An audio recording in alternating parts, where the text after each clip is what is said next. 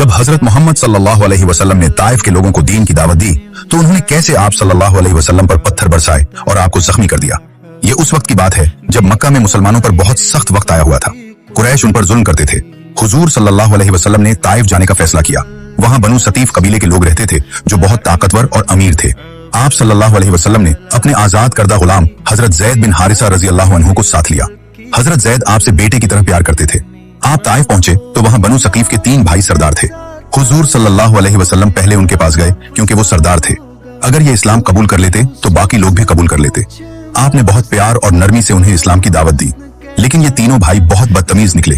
पहले भाई ने कहा, अगर ये सच है कि अल्लाह ने तुम्हें नबी बनाया है तो मैं काबे का पर्दा फाड़ दूंगा।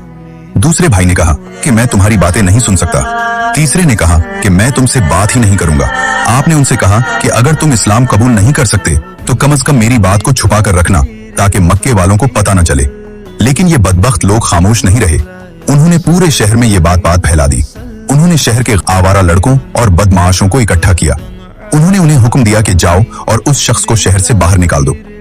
जब हुजूर सल्लल्लाहु अलैहि वसल्लम और हजरत जैद वापस जाने लगे तो दोनों तरफ से लोगों ने उन्हें घेर लिया।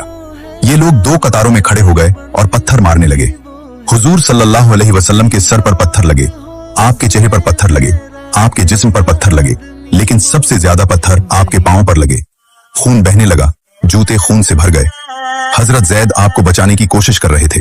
वो आपके ऊपर झुक जाते थे ताकि पत्थर उनको लगे न कि आपको। उनके सर पर भी जख्म आ गए। ये जुल्म तकरीबन 3 किलोमीटर तक चलता रहा। फिर किस तरह हजरत जिब्राइल अलैहिस्सलाम नाजिल हुए और उन्होंने हजरत मोहम्मद सल्लल्लाहु अलैहि वसल्लम से क्या फरमाया, ये सब अगली वीडियो